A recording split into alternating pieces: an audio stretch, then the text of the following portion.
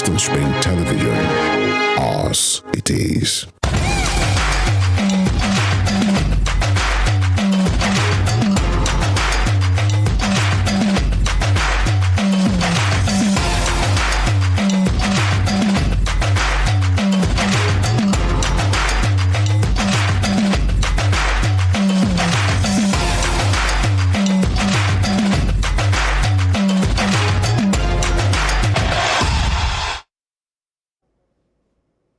Good morning and welcome to another episode of Spring Sports on Western Spring Television. My name is Joseph Atewa saying good morning. And today marks the final match day in the Nigerian Women Football League regular season. And the battle for the Super 6 in Group B just has to be between FC Robo Queens and Nasarawa Amazons. The question is, who will finish where? Now, aside that, you might be tempted to want to say that Frank Lampard might be the first interim coach to be sacked due to his poor run of form so far. Good morning and thanks for joining us on Western Spring Television today. This is Sports Spring. I am Nengi Ernest Ademola.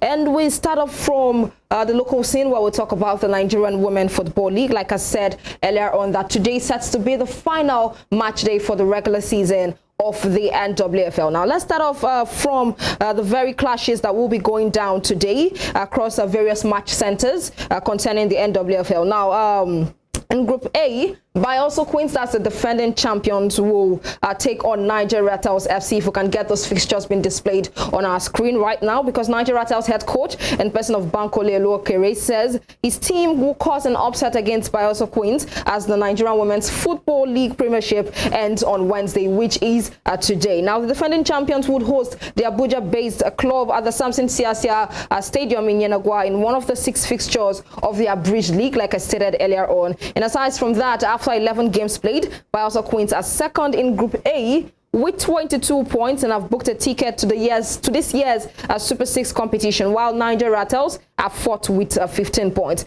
Now, Oluokere's side lost to Bayelsa Queens in the reverse fixture, and the tactician says getting a win away from home is not impossible. Joseph, very first fixture for Group A in the NWFL today, marking the end of the regular season, has to do with the Bayelsa Queens FC and, of course, Niger Rattles. Do you think that Niger Rattles can be able to secure a win in this one today?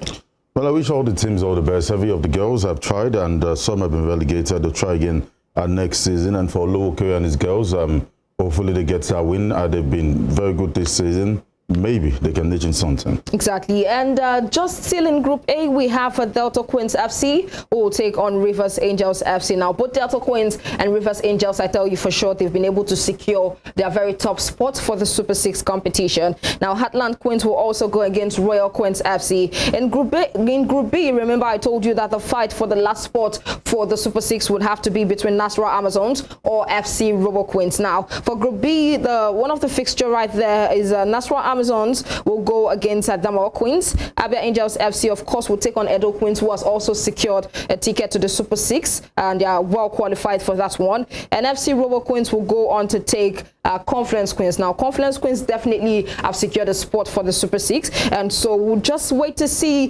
who can as well join the likes of Edo Queens, Confluence Queens, Delta Queens, Rivers Angels, and Bayelsa Queens FC. It has to be between Nasarawa Amazons or FC Robo Queens. Now, just like Joseph has rightly stated, all of the girls in every club, even those ones that have been relegated, have worked so hard this season getting into this one. And we do wish all the people who have qualified, all the teams who have qualified for the Super 6, the best of luck. Now, still talking about the Nigerian Women Football League, let's talk about some of the top scorers in the 2022-2023 season. Of course, we know that it's an abridged league for the NWFL, just as it is an abridged league for the NPFL. And some players definitely are starring in their games day in, day out, match day fixture in and match day fixture out. Now, first on the list, we have Mercy Omoko. She plays for Delta Queens FC, and she has scored 9 goals so far this season. Aside that, we also have Agamsin Kechi, who plays for Abia Angels FC. Sadly, you have some of these players, Joseph, who are talented, who score a whole lot of goals. Most especially, you find them in those clubs who are not really doing well in the NWFL. Well, good one for them is a step in the right direction. I mean, getting the amounts of goals for the various clubs. Hopefully, they'll do better next season, and that is what the coach will be having. The words he'll be having with the players once the season is concluded this week. Exactly, and then we have the likes of Abidin Sulia, who plays for Edo Queens FC, just scored 4 goals so far. Whether Titilayo from Nasra Amazons, 4 goals also so far. And then we have Aderemi Mary from Bayelsa Queens FC, 2 goals. Ajakayo Okpeyemi from FC Robo Queens, 2 goals also. We have the likes of SC and Annie for Royal Queens FC, who has scored just a goal. Eunice Godwin also for Edo Queens FC, who has scored just a goal. Now you can see that on your screen. Those are that's for the 2022-2023 NWFL Premiership Scorers Chart, and kudos to each and every of these girls who has been able to contribute and be very instrumental for their club sides. Away from that, the Nigerian Football Federation, the NFF, is set to reconstitute board the different league bodies under its supervision in May, according to the communique issued at the end of its executive meeting on Monday. Now, statements that the board took the decision to further rejuvenate its domestic game to enhance best practice as enriched in its status. In order to further rejuvenate the domestic game, the board took a decision that within the next 12 months, the federation should, through its governing structure, best practice as enshrined in the status, constitute boards of the Nigerian Premier Football League, the Nigerian National League, the NNL, the Nigerian Women Football League, the NWFL, and the Nigerian Nationwide League, that's the NLO. Similarly, the NFF said it's disturbed by the vexed issue of agents and football merchants around the various national teams and their debilitating effect on the performance of the teams over the past few years, has vowed to henceforth met out stiff sanctions to whoever is caught aiding or abetting, perpetrating or perpetuating the ignoble activities of these nefarious individuals, no matter their role, status, or pedigree. And that's what the statement reads here, according to the BSN Sport. And exactly, like I think it was on Monday, I think we brought you guys this update talking about the fact that the NFF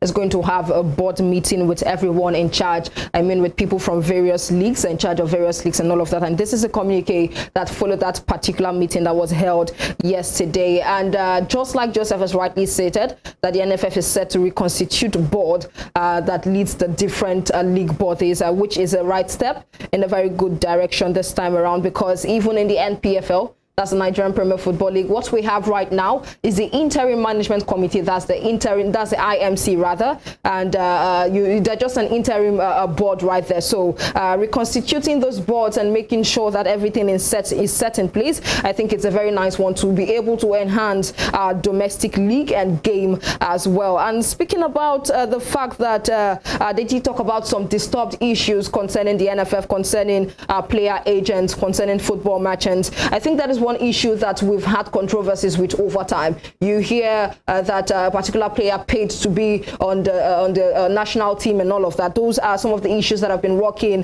the NFF, as well as some of our national teams, that causes us to even lose focus at the end of the day. And if we want to run a developmental football, if we want to be able to increase out, get out of this somewhat a mess in which we're into when you talk about Nigerian football, we have to watch out for all of these things, and we have to henceforth put measures in place to be able to curb most of these things. Now, aside from that, we also have a report from Punch that this is coming from the NFF, that they would not beg any player to represent Nigeria, which I think is laudable from the NFF. Now, aside from that, we have to talk about the Federation camping Falcons in Australia ahead of the World Cup. Now, rising from the outcome of the meeting of the Nigerian Football Federation's executive meeting held on Monday, the board resolved it would no longer tolerate any form of indiscipline from any player wearing the national jersey or beg any player to play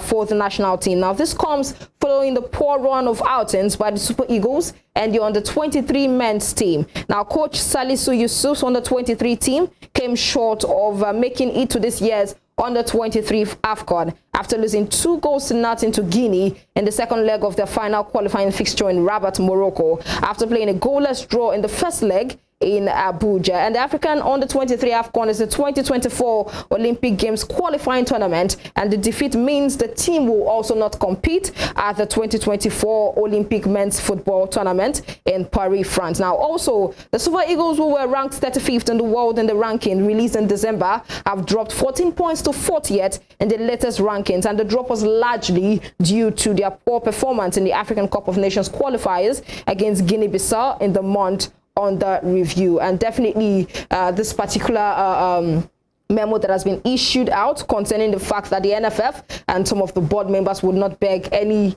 player to play for Nigeria, I think it's a very right one. Let's see how this can be able to make sure that we have a developmental football, most especially for our national teams in Nigeria. And it says Nigeria will find out the 2023 FIFA Under-20 World Cup opponents on Friday, the 21st of April, when the draw will be made at the home of FIFA in Zurich. The Flying Eagles qualified for the World Cup after finishing in third place at the 2023 African Cup of Nations in Egypt last month. The Flying Eagles are in pot 3 alongside Uzbekistan, Japan, Iraq, Honduras and Fiji.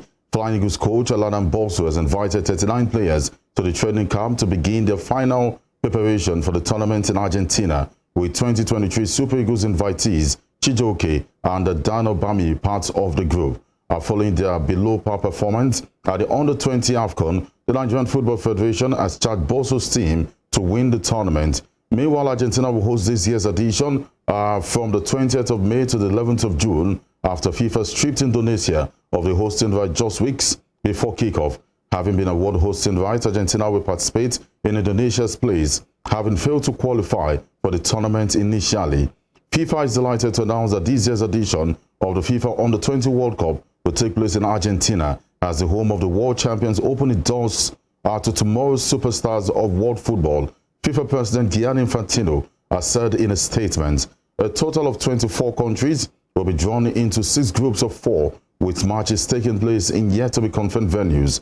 The 2023 Under-20 World Cup kicks off on the 20th of May, with the final taking place on the 11th of June. Exactly. Now, talking about the advantage that Argentina has right now, of course, they do not even deserve to be in this particular competition, talking about the Under-20 World Cup, but because of the hosting right in which they have been able to secure, and in which, what's their name now, Indonesia was stripped of due to the fact that they're not in good terms with a particular country participating in this particular competition. I think it's a very nice one for Argentina, and they will be looking forward to make sure that they stamp an authority, talking about the fact that they should be a powerhouse in football. They will be making sure to note that they move forward in this particular one. And as for the Under-20 boys, of course, the Punch newspaper has rightly stated that we were actually below par performance when it came to the Under-20 AFCON. And all we need to do right now is Landon Bosso has been able to identify the weaknesses that came with that particular performance at the Under-20 AFCON, and therefore he would not be willing to make the same mistakes in the World Cup due to the fact that we've been eluded of the World Cup